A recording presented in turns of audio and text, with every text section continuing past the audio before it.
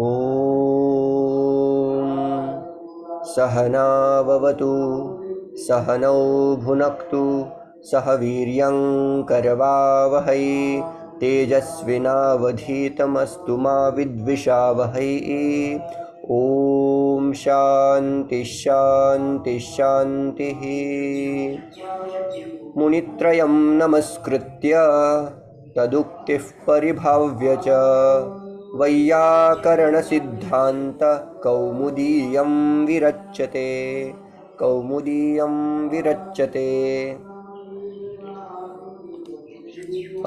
एतावता यानि सूत्राणि पठितानि तेषाम् एकवारम् आवर्तनं कारयामि, ततः अन्तिमं यद् अवशिष्टं सूत्रं वर्तते तस्य अभ्यासं पश्यामः। वार्तिकानि आसन्। प्रथमं वार्तिकं किं? तादर्थे चतुर्थी वाच्य उपपद विभक्तेः प्रथममेव अधुना वार्तिकं द्रष्टव्यम्। तादर्थे चतुर्थी वाच्य अस्य एक सरलः अर्थः वर्तते। यदा यदा प्रश्नार्थे किमर्थम् इति प्रश्नः भवति, किमर्थम् इति प्रश्नस्य उत्तरं दातुं तत्र एतस्मै इदं क्रियते तस्मै इदं भवति इति उत्तरार्थं तत्र चतुर्थी विभक्ति क्रियते। उदाहरणार्थं किम् उदाहरणं दीयते? भजति, हरिं भजति। हरिभजनस्य प्रयोजनं किं? किमर्थं हरिं भजति इति प्रश्नश्चेत् तत्र यत् कारणं भवति तत् कारणं प्रदर्शयितुं तादर्थे चतुर्थी भवति। तस्मिन् अर्थे इदं क्रियते, तस्मै इदं क्रियते इति अर्थः चेत् मुक्तये इति चतुर्थी विभक्ति। ततः अग्रिमं वार्तिकमस्ति क्लृप्ति सम्पद्यमाने च। अस्य कल्पते इति मुख्यः धातु, कल्पधातुयोगे तत्र चतुर्थी विभक्ति कर्तव्या भवति। प्रसिद्धम् उदाहरणं वर्तते भक्तिः ज्ञानाय कल्पते। अस्य भक्तिज्ञानाय कल्पते अथवा सम्पद्यते इति वाक्यं यदा प्रयुज्मः तदा तस्य अर्थः कः इति चेत् भक्ति ज्ञानरूपेण अग्रे गत्वा परिवर्तते इत्यर्थः। कल्पते इत्यस्य परिवर्तनं भवति, सम्पद्यते इत्यर्थः, विकारात्मना उत्पत्तिः। बहूनि वाक्यानि भवद्भिः अपि कृतानि आसन्, एतदपि अपरं वाक्यं। भक्तिज्ञानाय कल्पते अथवा विवेकः वैराग्याय कल्पते, वैराग्यं विवेकाय कल्पते, विवेकः ज्ञानाय कल्पते इति अपि कर्तुं शक्यम्। अस्तु, ततः तृतीयं वाक्यं वार्तिकम् उत्पातेन ज्ञापिते च। उत्पाते, उत्पातः नाम किं? भूतविकारः। यदा यदा भूतविकारः दृश्यते तेन किमपि ज्ञापितं भवति तदा तस्मिन् अर्थे चतुर्थी विभक्ति प्रयुज्यते। उदाहरणं किम् उच्यते? वाताय कपिला विद्युत्। यदि तादृशी कपिला विद्युत् दृश्यते आकाशे, बहुवारं न द्रष्टुम् अर्हामः, यतोहि विद्युत् सर्वदा श्वेता भवति इति कृत्वा यदा कदाचित् तत्र परिवर्तनं भवति तेन परिवर्तनेन तत्र किमपि ज्ञापितं भवति। किं ज्ञाप्यते इति चेत् तत्र महावातः आगन्तुं शक्यः इति कपिलया विद्युता ज्ञायते इति कृत्वा वाताय इति चतुर्थ्यन्तं कपिला विद्युत्, वाताय कपिला विद्युत्। ततः अनन्तरं हितयोगे च। This was simple. Whenever you want to use hitam shabda, you can just add chaturthi vibhakti with any word. Balakaya hitam, nrupaya hitam, that way. ततः सूत्रमासीत् क्रियार्थोपपदस्य च कर्मणि स्थानिनः इति सूत्रम्। अस्य सूत्रस्य सरलः अर्थः, यदा क्रियार्थः अपरा क्रिया क्रियते, क्रियार्थ एका अपरा क्रिया वर्तते, तस्य यत् उपपदं नाम तस्य यत् कर्म, तस्य कर्मणि चतुर्थी विभक्ति कर्तव्या। उदाहरणं किम् उच्यते? फलेभ्यः याति इति तु संक्षिप्त उदाहरणं तैः प्रदत्तं। वस्तुतः तत्र वाक्यं बृहत् आसीत्। फलानि आहर्तुं याति नाम किम्? फलानि आनेतुं याति। तत्र आनेतुम् इति एका क्रिया वर्तते, आनन क्रिया। तस्य कर्म किम् इति चेत् फलानि। तत् फलानि इति द्वितीया विभक्तौ अस्मिन् वाक्ये वर्तते, तत् परिवर्तते। Whenever there are two kinds of kriya, now there is a going kriya and bringing kriya. So whatever is the object of bringing kriya, it will be put into chaturthi vibhakti. So it would become phalebhyah, and there is no need to use ahartum. Just say phalebhyah yati. He goes for phala, to bring phala, I mean. Okay. Similarly, नमस्कुर्मः नृसिंहाय। अधुना सर्वे यदा भगवान श्री नृसिंहः यदा क्रुद्धः जातः, तम् अनुकूलयितुम् अथवा तस्य क्रोधं शमयितुं सर्वेपि इन्द्रादिदेवाः नृसिंहं नमस्कुर्वन्ति इति कृत्वा वाक्यं कर्तुं शक्यं, नमस्कुर्मः नृसिंहाय इति। अस्तु।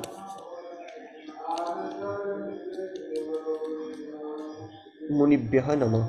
एतत्तु एक्स्ट्रा पठितमासीत् इति कृत्वा एवं स्वयंभुवे नमः इति अपि तथैव उदाहरणं, स्वयंभुवे इति चतुर्थी विभक्ति। एतत् तुम् अर्थाच्च भाववचनात् इति अपि यदा यदा तुमुनन्त प्रत्ययः प्रयुज्यते, तुमुनन्त प्रत्ययस्य स्थाने साक्षात् चतुर्थी विभक्ति कर्तुं शक्या। उदाहरणं कथम् उच्यते, यागाय याति। वस्तुतः तत्र यष्टुम् इति प्रत्ययः तुमुनन्त प्रत्ययः आसीत्, यष्टुम् इत्यत्र। तस्य स्थाने कोऽपि अपरः प्रत्ययः भवितुम् अर्हति। कथम्? अत्र यागः इति प्रत्ययैः साधितं रूपं यागः इति वर्तते। तेन रूपेण साधितं यत् यागशब्दः, तस्य स्थाने चतुर्थी विभक्ति कार्या। यागः कर्तुं शक्यते, यज्ञाय इति अपि अपरः शब्दः भवितुम् अर्हति, यष्टुं याति इत्यस्य एकम् उदाहरणं। यागाय याति, स्नानाय याति, स्नातुं याति, स्नानाय याति, पठितुं याति, पठनाय याति, पाठाय याति, किमपि। अस्तु। ततः अग्रिमं सूत्रमस्ति, नमस्स्वस्ति स्वाहा स्वधा अलं वषट् योगाच्च। अत्र मुख्यत्वेन ज्ञातव्यः किम् इति चेत् नमः, स्वस्ति, स्वाहा, स्वधा, अलं, वषट् इत्यादिभिः शब्दैः सह सर्वदा चतुर्थी विभक्ति क्रियते इत्यर्थः। एवमेव स्मरन्तु, कदाचित् अलम् इति शब्दस्य अपरः अर्थः, यदा अपरः प्रतिशब्दः प्रयुज्यते प्रभुः, तदा षष्ठी अपि भवति इति तैः उच्यते। पश्यन्तु, एभिः योगे चतुर्थी स्यात्, सरलः अर्थः हरये नमः। ततः अग्नये स्वाहा, पितृभ्यः स्वदा इत्यर्थम् उदाहरणं तैः प्रतिपादितं। ततः अनन्तरम् अलम् इत्यस्य पर्याप्त्यर्थग्रहणं, तेन दैत्येभ्यः हरिः अलम्, दैत्येभ्यः हरिः प्रभुः अस्ति, समर्थः अस्ति, शक्तः अस्ति इति उदाहरणं प्रतिपाद्यते। प्रभ्वादियोगे तु षष्ठी अपि, नाम साक्षात् प्रभु इति शब्दः प्रयुज्यते अथवा प्रभु शब्दसदृशः कोऽपि अपरः समानार्थकशब्दः प्रयुज्यते, तदा तत्र पुनः षष्ठी कर्तुं शक्या इत्यर्थः। उदाहरणं किं? सः एषां ग्रामणिः। अत्र एषाम् इत्यस्य कोऽपि प्रश्नः पृष्टः आसीत्, एषाम् इत्येषां, तत्र किञ्चित् नाम इति एषाम् इति कृत्वा सन्धिरूपम् अस्ति, तावदेव, भेदः कोऽपि न। एषां नाम of these and ittesham nam thus of these, that way. Okay, then udaharanam eva tattena प्रभुः बभूषुर्भुवनत्रयस्य इति तैः प्रतिपादितं। तेन प्रभुः बभूषुः इति। I'm still confused about the Esham, because when I look at the Saha Pada or Sa Pada, and they all have Etesham like that, I don't see Esham. I don't see anywhere. and esham is the form of etat sarvanam. esham एतत् षष्ठी विभक्ति, हाँ, एतेषाम्, ओ क्षम्यताम्, अयं शब्दस्य अयं सर्वनाम वर्तते, तस्य षष्ठी विभक्ति बहुवचनम् येषाम्, अयं शब्द हाँ, अयं शब्द अयं शब्द। ओके थैंक यू अस्तु, एतत् सर्वं जातं। स्वस्ति इति शब्दस्य कृते विशिष्टः नियमः, यदा आशिषि योगे स्वस्ति शब्दः प्रयुज्यते तदा कदाचित् तस्य स्थाने षष्ठी अपि कर्तव्या आसीत्, किन्तु अत्र चकारग्रहणेन तन्नपि निषिध्यते, केवलं चतुर्थी एव कर्तव्या इत्यर्थः। उदाहरणं किं? स्वस्ति गोभ्यो भूयात्, गोभ्यः स्वस्ति इत्यर्थः। तत्र गोभ्यः इत्यस्य चतुर्थी विभक्ति बहुवचनम्। एतत् जातम्।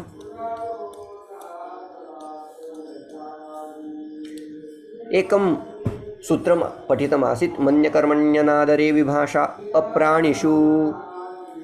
अनादरे अर्थे मन्य इति धातुः यदा प्रयुज्यते तेन धातुना सह किं कर्तव्यं? चतुर्थी विभक्ति कर्तव्या इत्यर्थः। किन्तु तत्र अत्यन्ततिरस्कारः भवेत्। उदाहरणं किं प्रतिपाद्यते? न त्वां तृणं मन्ये, अहं त्वां तृणमपि न मन्ये, अथवा अहं त्वां तृणाय न मन्ये इत्यर्थः। पुनः तिरस्कारार्थम् इदं वाक्यम् आसीत्। एतादृशं किमपि वाक्यं कर्तुं शक्यम्। अत्र स्मर्तव्यः अंशः कः? यदा मन धातु चतुर्थगणस्थः वर्तते, कस्मात् इति ज्ञातं?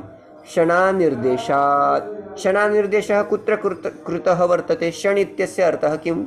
य-विकरणम्। य-विकरणेन किं ज्ञायते? अयं धातु चतुर्थगणस्थः अस्ति इति। ये वाला धातु चतुर्थ गण का है, ऐसा ज्ञान क्षण विकरण से होता है।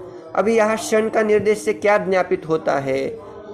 क्षण ऐसा यह विकरण लगाने से जब जब आप मन धातु का यूज कर रहे हो, वो यदि चतुर्थ गण का है तो ही जाकर के आप चतुर्थी कर सकते हो, चतुर्थी भी कर सकते हो।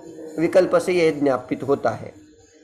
तेन उदाहरणं किम् उच्यते? न त्वां तृणं मन्ये अथवा तृणाय मन्ये। यदि क्षण भिन्न किसी और गण का धातु है, दिवादिगण का धातु नहीं है, तब क्या होगा? अपरः धातु तनादिगणस्थः वर्तते, तानादिकं तु न। यदि धातुः तनादिगणस्थः वर्तते तदा तु चतुर्थी न भवितुम् अर्हति। उदाहरणं किं? न त्वां तृणं मन्ये अहम्। अत्र तु केवलं द्वितीया, चतुर्थी विभक्ति अत्र कर्तुं न शक्या इत्यर्थः। अग्रिमम्, अप्राणिषु इति शब्दः तैः प्रयुक्तः आसीत्। वार्तिककाराः वदन्ति भवद्भिः अप्राणिषु इति शब्दः यः प्रयुक्तः तन्मा योजयन्तु। तस्य अप्राणिषु इति शब्दस्य स्थाने साक्षात् नौ, काक, अन्न, शुक, शृगाल इति वर्जित्वा अस्य शब्दस्य प्रयोगं कुर्वन्तु। नौ, काक, अन्न, शुक, शृगाल वर्जेषु इति पदं तत्र सूत्रार्थे अथवा सूत्रे योजयन्तु इत्यर्थः।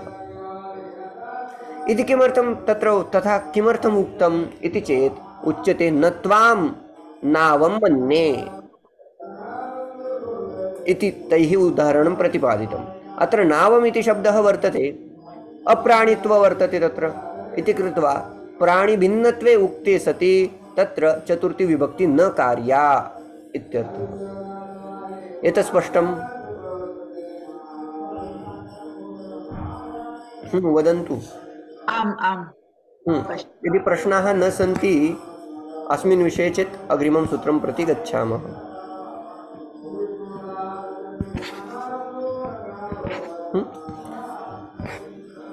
चतुर्थी न त्वां शुने मन्ये, किन्तु तैः प्रतिपादितः काकः शब्दः, शुकः शब्दः, शृगालः शब्दः प्राणिवाचकः भवति। यद्यपि प्राणिवाचकः, किन्तु तैः सह तत्र चतुर्थी विभक्ति न कर्तव्या इत्यर्थः। किन्तु अप्राणिषु इति कथनेन तत्र शुनः शब्दः अपि भवति। तत् प्राणिवाचिकत्वे अपि तस्य चतुर्थी विभक्ति कर्तव्या इति तैः अपवादात्मकम् एकं सूत्रम् एकम् उदाहरणं तत्र स्थापितं। यद्यपि अप्राणिषु इति शब्दः प्रयुज्यते, किन्तु शुनः तु प्राणिः एव, किन्तु प्राणिवाचकत्वे अपि तस्य चतुर्थी विभक्ति कार्या इति उदाहरणेन अत्र ज्ञायते। तो यहाँ थोड़ा सा इतना जान लेना है, सिंपल है। व्हेनेवर देयर इज अ प्राणिवाचक word, we should not do चतुर्थी विभक्ति, that is for sure. But which kind of प्राणीज? They say kaka, shuka, shugala. These words should not be used, that's it. Rather than kaka, shuka, shugala, whatever word you want to use pranivachaka you can do. For example, natvam shune manne अथवा natvam shunam manne इति एकम् उदाहरणं। तथैव नत्वं गर्धवं मन्ये, नत्वं गर्धभाय मन्ये इति उभयता कर्तुं शक्यम्। तत्र अपवादः केवल काक, शुक, शृगाल इत्यैः शब्दैः सह वर्तते इति ज्ञातव्यम्। अस्तु, एतत् जातम्। नत्वं मूषकाय मन्ये, नत्वं मूषकाय मन्ये कर्तुं शक्यम्। बहूनि उदाहरणानि कर्तुं शक्यानि। I have a question. Yes, please. In that swasti and Vaha and Vashat. I want to know the difference between Vashat and Swaha. They're all the same meaning? Whenever we use Swaha, Swadha and Vashat Shabda, these are just words while offering offers. That's it. And Vashat and Swaha Shabda is used for Devata Huti. While giving offerings to Devatas, while offering, we have to utter that word. We have to say that word. Indraya Swaha, Agnaye Swaha, अथवा Indraya Vashat, Agnaye Vashat इति। किंतु आहुति यदा पितृभ्यः दीयते, पित्रे दीयते, तस्मिन् काले अयं शब्दः स्वधा इति शब्दः उच्यते। While offering offers to Pitaras, that time we have to utter that word पितृभ्यः स्वधा अथवा पित्रे स्वधा पितराय इदम् इति। तावदेव। तस्य विशिष्टः कोऽपि अर्थः न। जी। Swaha is the name of wife of Agni, na? I am not expert of Kurma Mimamsa. I haven't heard it, so I will not say about anything. I won't make any statement, but it might be. If there is a pramana, we can discuss this regarding Swaha Shabda, right? I will find out what is the Vyutpatti, etc. grammatically, and if there is a connection with Yajna and Devata, etc., then I will let you know in coming classes. And if you please put into the group. Ji. Vashat exact meaning क्या है sir? Vashat सिखाये वशट ऐसे आता है मंत्रों में। सिखाये वशट। वशट इति say whatever description I have read, they say while offering those offers, we have to just utter that word. But what is the meaning of that? They don't say. So I will again look for that, and if I get a clear understanding of Swaha, Swadha, Alam, Vashat Shabda, I will again explain. Hello. We are doing Nyasa. When we are doing Nyasa, that time we use this word Shikhaye Vashat. This is to shield our body. Nyas is cover our body or shield, make a shield to our body with the Nyas. So Vashat is used to as a cover or shield.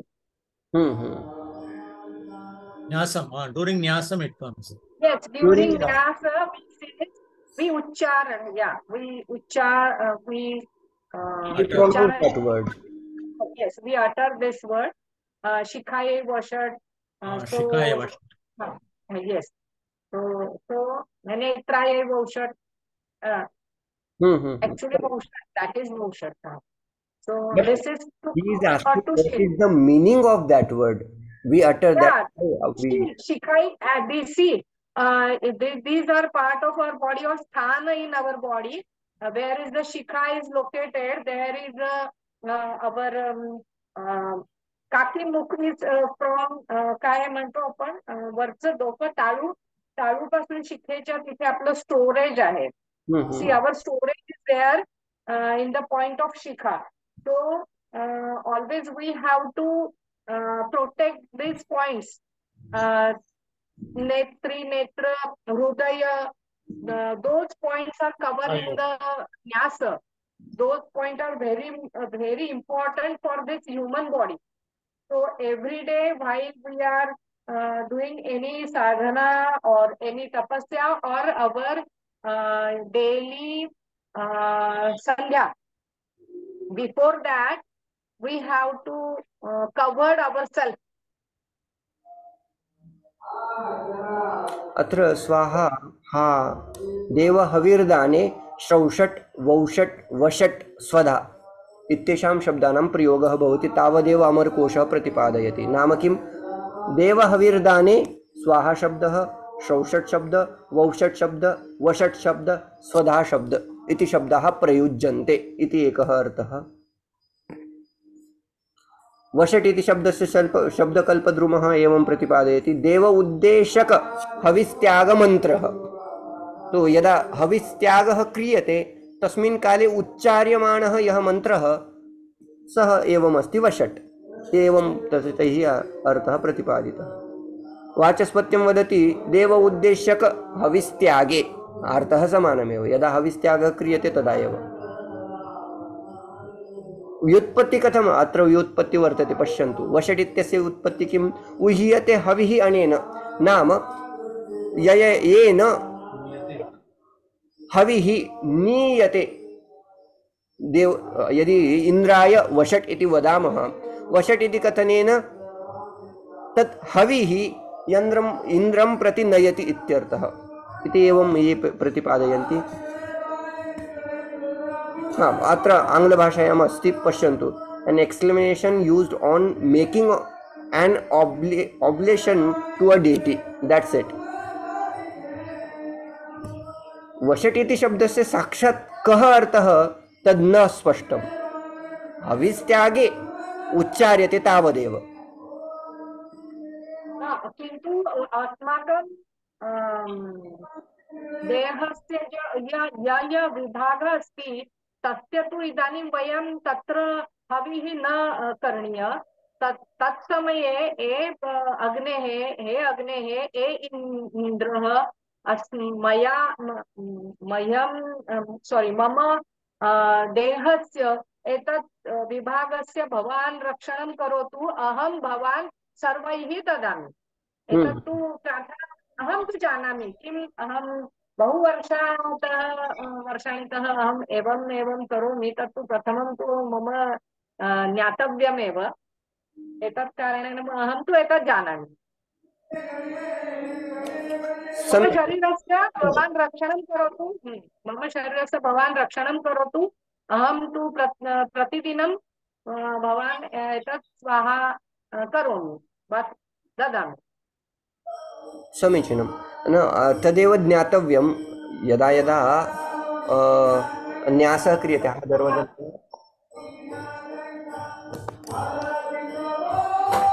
यदा यदा न्यासः क्रियते तदापि अस्य वषट् शब्दस्य उपयोगः क्रियते. वषट् इति. ततः अनन्तरं यदा यदा आहुतिः दीयते तदापि तत्र चतुर्थी विभक्ति कर्तव्ये. इन्द्राय वषट् अथवा अग्नये वषट्, वौषट्, श्रौषट् इत्यादि शब्दानां प्रयोगः भवति. विशिष्टः कोऽपि अर्थः स पुनः एकवारम् अहं दृष्ट्वा वदिष्यामि. अस्तु. एतत् सर्वे वषट् शब्दाः ये सन्ति, ये सर्वे तान्त्रिकशब्दाः अस्ति. तान्त्रिकमान्त्रिकशब्दाः सन्ति. ते टेक्निकली वयं किम् इच्छामः तत् मन्त्रानुसारेण चलति. आम् आम्. अस्तु. अधुना अस्यैव अन्तिमं सूत्रं चतुर्थी उपपदचतुर्थेः अन्तिमं सूत्रं वर्तते गत्यर्थकर्मणि द्वितीया चतुर्थौ चेष्टायाम् अनध्वनि इति सरलमस्ति। सरलः अर्थः एवं वर्तते यदा यदा गत्यर्थकधातुः प्रयुज्यते। मया पूर्वमपि यदा कार्यकोर्स् स्वीकृतमासीत् आङ्ग्लभाषायां तदा तत्र गत्यर्थकर्मणि इति कृत्वा तत्र रूल् मया उक्तः आसीत्। रूल् कथमस्ति? गत्यर्थकर्मणि द्वितीया नाम यदि धातुः गत्यर्थक वर्तते, यदि it shows movement, then we have to use द्वितीया विभक्ति एज वेल एज चतुर्थी विभक्ति। किन्तु चतुर्थी विभक्तौ तत्र किम् आवश्यकम् इति चेत् चेष्टायां सः धातुः चेष्टार्थक भवेत्। चेष्टा नाम किं? शारीरिक क्रिया। तत्र कापि शारीरिक क्रिया भवेत्, शारीरिक क्रिया भवेत्, तदा एव चतुर्थी कर्तुं शक्या। ततः अनध्वनि मार्गवाचक तत्र शब्दः कोऽपि न भवेत् इत्यर्थः। एवं स्मरन्तु, गत्यर्थक धातु भवेत्, गत्यर्थक धातुना सह शारीरिक क्रिया अपि आवश्यकी, किन्तु कर्म यद् वर्तते तत्र मार्ग शब्दः न भवेत् इति मुख्यत्रयम्। पश्यन्तु, उदाहरणेन ज्ञास्यते। ग्रामं ग्रामाय वा गच्छति, रामः ग्रामं गच्छति, रामः ग्रामाय गच्छति। रामः गच्छति, गच्छति इत्यत्र चेष्टा वर्तते, शारीरिक क्रिया वर्तते, इतः तत्र गच्छति, तत्र शारीरिक क्रिया भवति खलु इति कृत्वा चेष्टा अपि अस्माभिः साधितं, चेष्टायाम् इति अपि अर्थः वर्तते। ततः अनध्वनि, ग्रामः मार्गः नास्ति, डेस्टिनेशन् वर्तते इति कृत्वा अध्वनवाचक शब्दः ग्रामः न इति कृत्वा तत्र चतुर्थी कर्तुं शक्यते। अनध्वनि इत्यस्य अर्थः कः? मार्गभिन्नः यदि कोऽपि शब्दः तत्र वर्तते तदा चतुर्थी कर्तुं शक्या। ग्राम इति शब्दः मार्गवाचकः न, अध्वनवाचकः न इति कृत्वा तत्र चतुर्थी अपि कर्तुं शक्या। उदाहरणं तदेव, रामः ग्रामं गच्छति, रामः ग्रामाय गच्छति इति एकम्। अधुना तदेव विशिष्टतया इतोपि स्पष्टतायै प्रतिपाद्यते। चेष्टा, चेष्टा नाम किं? शारीर परिस्पंद क्रिया चेष्टा, physical movement there should be, not mental, right? So now they are dalakrutyam, we are going to say किमर्थम अस्मिन् सूत्रे चेष्टायाम इति शब्दः स्थाप्यते। केवलम् एवं वदन्तु, गत्यर्थकर्मणि द्वितीया चतुर्थौ अनध्वनि एवमेव वदन्तु। चेष्टायाम इति शब्दः किमर्थं स्थाप्यते? शारीरिक क्रिया भवेत् इति किमर्थम् उच्यते? उच्यते न, यदि तत्र मानसिक क्रिया वर्तते तदा तु तत्र चतुर्थी विभक्ति न भवति। भक्तः मनसा हरिं भजति अथवा हरिं व्रजति। व्रजति इत्यस्य अर्थः भवति he roams, but he is not roaming physically, he is roaming mentally, he goes towards Hari, right? That is the sentence. But he is going mentally, there is no sharika kriya, there is no sharik cheshta. That's how there we cannot do haraye vrajati iti. चतुर्थी विभक्ति न कर्तुं शक्या, केवलं द्वितीया एव कर्तव्या यदि तत्र शारीरिक क्रिया न भवति चेत्। स्पष्टमेतत्? अग्रिमम्। Can we make it like aswah vanam dhavati or aswah vanaya dhavati? वनाय धावति, क्षम्यताम्, उभयता कर्तुं शक्यं। हाँ, अधुना पुनः सूत्रार्थे चेष्टायामिति शब्दः किमर्थं स्थापितम् आसीत् तत् प्रतिपादितं। यदि शारीरिक क्रिया अस्ति तदा एव चतुर्थी कर्तुं शक्यते विकल्पेन, नो चेत् द्वितीया एव। किन्तु यदि मानसिक क्रिया वर्तते तदा तु चतुर्थी न भवति, केवला द्वितीया। शारीरिकक्रिया यदा भवति तदा तु द्वितीया अपि चतुर्थी अपि। अस्तु, अधुना द्वितीयं दलकृत्यं गत्यर्थकर्मणि द्वितीया चतुर्थौ चेष्टायाम् एवमेव वदन्तु। किमर्थम् अनध्वनि इति शब्दं भवन्तः तत्र स्थापयन्ति इति ते वदन्ति। अस्माभिः उदाहरणं तादृशम् उपलभ्यते यत्र केवलं चतुर्थी विभक्तिः भवति। उदाहरणं किं? पन्थानं गच्छति, पथिन् इति शब्दः,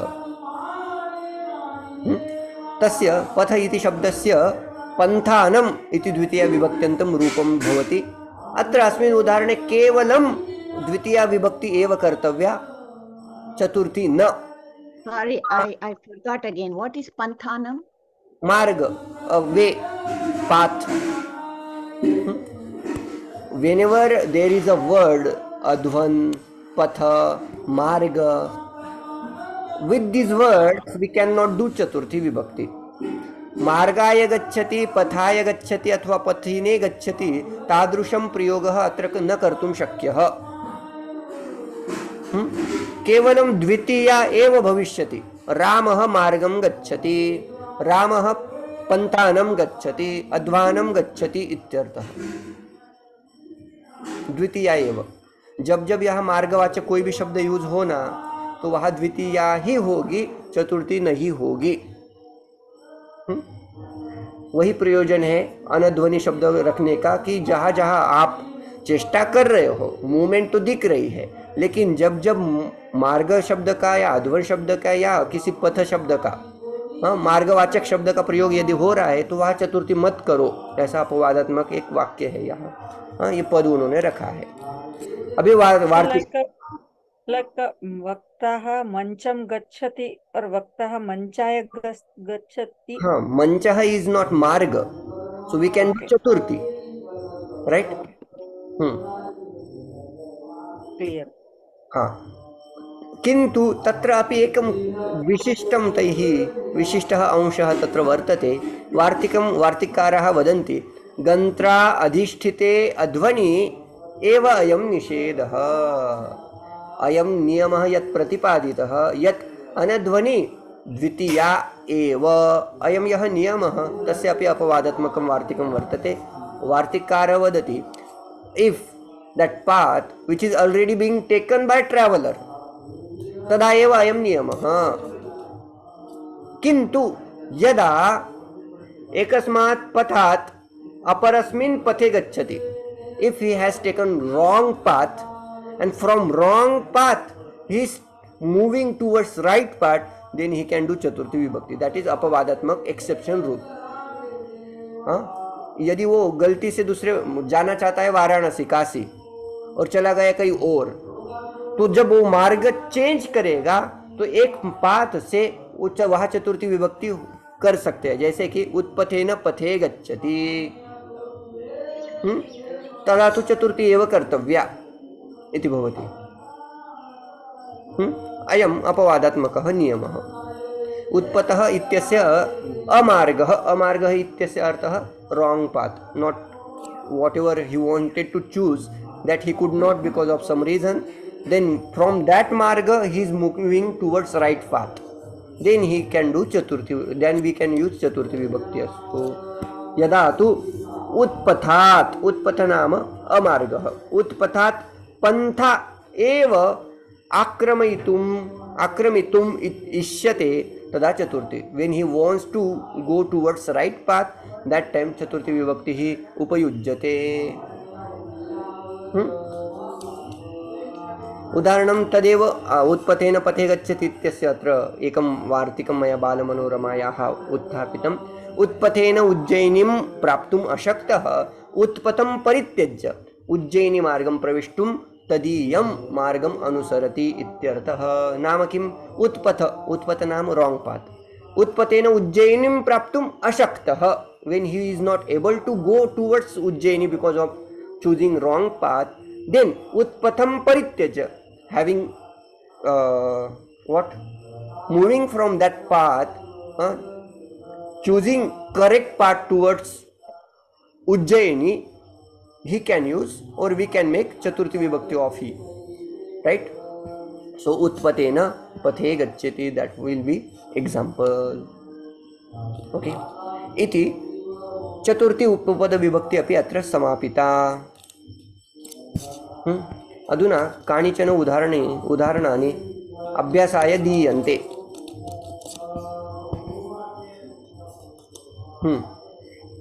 इमानि उदाहरणानि भवन्तः एकैकम् उदाहरणं पश्यन्तु, तस्य कृते किं वार्तिकम् अथवा किं सूत्रं तत्र उपयुज्यते तस्य एकवारं चिन्तनं कुर्वन्तु। प्रथमं तु बहु सरलं वर्तते श्रीगुरुभ्यो नमः, सरस्वत्यै नमः, श्रीगणेशाय नमः इत्यत्र कस्य सूत्रस्य उपयोगः? नमः स्वस्ति स्वधा सः नमस्ते स्वाहा स्वधा अलम वषट् योगाच्च इति सम्पूर्णं तत्र सूत्रं तत्र वक्तुं शक्यते। यदा सूत्रं वदामः तदा पूर्णं वदामः, तेन अभ्यासः भविष्यति। स्नानाय नदीं गच्छति, किं कर्तुं शक्यम् अत्र? स्नानाय इत्यस्य तदर्थे चतुर्थी वाच्या। रावणाय रामः समर्थः,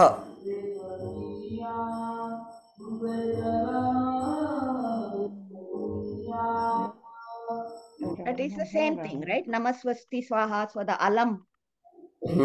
मया साक्षात् अलम् इति शब्दः न प्रयुक्तः, किन्तु अलम् इत्यस्य अपरः अर्थः भवति समर्थः, शक्तः इति कृत्वा अत्रापि नमस्वाहा स्वदा अलम वषट् योगाच्च इत्यनेन सूत्रेण तत्र चतुर्थी विभक्ति रावणाय इत्यस्य। श्रीकृष्णः महर्षिभ्यः राक्षसमर्दनं प्रतिश्रुतवान् इति किमपि विशिष्टम् अत्र यदि स्मरन्ति चेत् साधु एव। It's that promise aspect, right? Correct. प्रतिश्रुतवान्।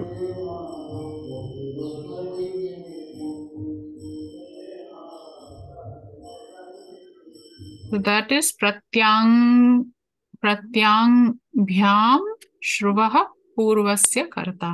प्रत्याङ्भ्यां श्रुवः पूर्वस्य कर्ता। यदि शृणोति इति धातु प्रयुज्यते, किन्तु तेन शृणोति धातुना सह यदि आङ् उपसर्ग अथवा प्रति उपसर्गः भवति तदा तत् श्रु धातुः यत् कर्म आसीत् तस्य कर्मणि चतुर्थी भवति।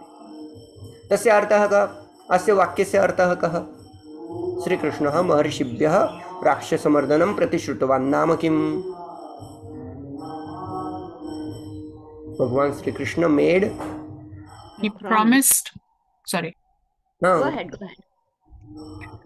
He promised for the sake of Maharshis, he promised to kill the rakshasas. Correct. राक्षसमर्दनं प्रतिश्रुतवान्। गीतायामपि तादृशं किमपि वर्तते खलु। न मे भक्तः प्रणश्यति कौन्तेय प्रतिजानीहि, न मे भक्तः प्रणश्यति प्रतिजानीहि। दैट इज अगेन प्रतिज्ञार्थक। प्रतिजानी शब्द प्रतिज्ञावाचकः भवति। अग्रिमं सत्यभामा रुक्मिण्यै ईर्ष्यति। क्रुध्यति, ईर्ष्यति, असूयति।